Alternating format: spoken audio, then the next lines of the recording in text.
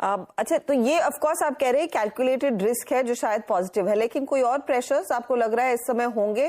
क्योंकि अगर calculated risk लेना होता तो बोलते हम कुछ समय रुक जाते हैं, एक दो पॉलिसीज रहेंगे। उन्होंने स्पेसिफिकली कहा this is only and only for this policy, we may come back to this increasing cycle again.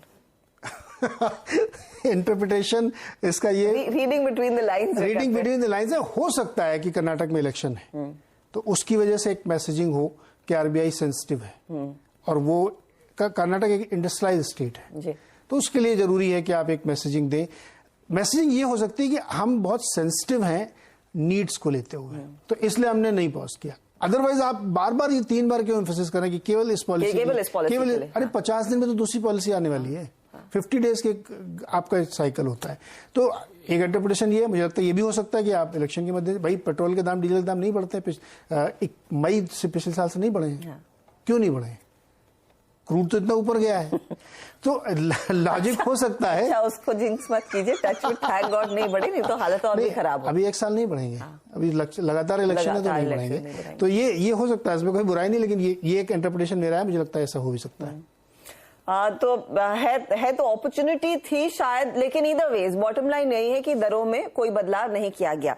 आशीष महेश्वरी ने कहा है कि ये कैलकुलेटेड रिस्क है, इसके लिए शायद कुछ पॉजिटिव्स देखने को मिल सकते हैं। वो ट्रेड के लिए कैसे कन्वर्ट होंगे आशीष चतुर्मोता? क्योंकि आज देखिए एक अच्छा स्पाइक आया, फिर ऊपरी लेवल से निफ्टी बैंक शांत हो गया, होपफुली क्लोज हम 41,000 के ऊपर देखेंगे। आप अपने क्लाइंट्स को क्या सलाह दे रहे हैं? पोस्ट पॉलिसी आप लोगों का क्या ट्रेड था?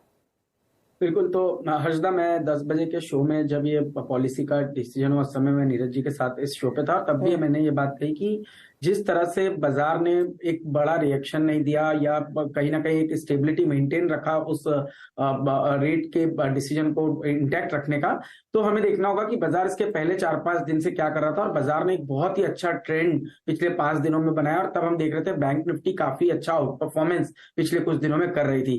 तो हमारा तो मानना ये है कि ये कहीं ना कहीं पॉजिटिव डायरेक्शन में जाएगा और कहीं ना कहीं 41,600 से 41,700 की ट्रेजेक्ट्री निफ्टी बैंक के अंदर में आती हुई मुझे नजर आती है। और मेरा मानना है कि 40,800 पे एक अच्छा सपोर्ट लेकर बाजार चल रहा है। तो इसी बायसनेस के साथ हमारा एक पॉजिटिव रुझान है बैंक निफ्टी पर, और साथ ही साथ निफ्टी में भी जिस तरह से निफ्टी ने 17,500 के अहम लेवल्स को ब्रीच किया है, जो कि एक बड़े रेजिस्टेंस के तौर पे काम कर रहे थे, उसको देखते हुए लगता है कि 17,900 से 18,000 तक की ट्रेजेक्ट्री निफ्टी के अंदर भी आती हुई नजर आ सकती है। तो ओवरऑल हमारा जो बायसनेस है वो पॉजिटिव है, और जब तक ये की इंपॉर्टेंट लेवल्स बाजार होल्ड करता है, मुझे लगता है एक पॉजिटिव बाय ऑन डिप की स्ट्रेटेजी के साथ ही बाजार के अंदर में लॉन्ग पोजीशन बनाए रखना चाहिए। निफ्टी बैंक स्ट्रांग, और इस वक्त आपकी स्क्रीन पे डे हाई की ट्रेजेक्ट्री में तो नहीं, लेकिन हाँ आप ही कह सकते हैं कि निफ्टी बैंक अपनी एक ओवरऑल ठीक ठाक ट्रेजेक्ट्री मेंटेन करके चल रहा है। ये क्लोज अगर इस जोन में भी आ जाए तो यकीन मानिए वीकली चार्ट्स पे वो क्लोज बेहतरीन होगा। इस पूरे वीक की प्लेसमेंट ओपन, लो, हाई, क्लोज वो होगा 10 और 20 वीक एक्सपोनेंशियल मूविंग एवरेज के ऊपर। प्लेसमेंट बहुत अच्छा शानदार है इस वीक की वीकली चार्ट्स पे। अब एक काम करते हैं, चार का चौका के ट्रेड शुरुआत करते हैं। प्रशांत सावंत सस्ता ऑप्शन देंगे, एफएनओ सुपरस्टार आज कमाना जायसवाल, चार के चमत्कार आशीष चतुर्मोता जी और पिट के फंडा आशीष महेश्वरी जी। प्रशांत जी, पहले मैं आपके पास आऊंगा, आज का सस्ता ऑप्शन क्या ट्रेड पिक कर रहे हैं आप? तो वीरू जी, एचडीएफसी लिमिटेड मुझे काफी अच्छा लग रहा है, और इसकी जो 2680 स्ट्राइक प्राइस की कॉल है करीबन 78 चल रही है।